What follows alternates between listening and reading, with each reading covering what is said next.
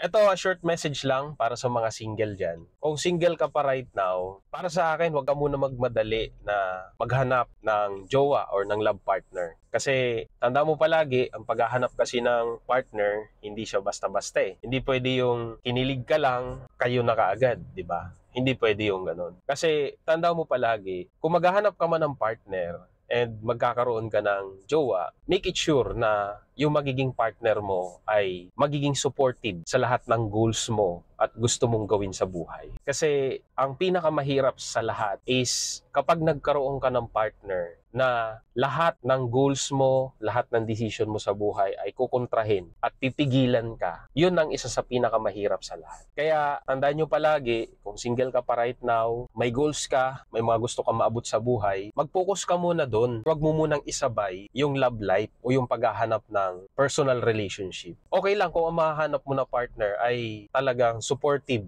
at talagang tutulungan ka to achieve your goals. Paano kung hindi naiintindihan yung gusto mo? Paano kung hindi naiintindihan kung ano yung ginagawa mo? Paano kung hindi ganun ka-supportive?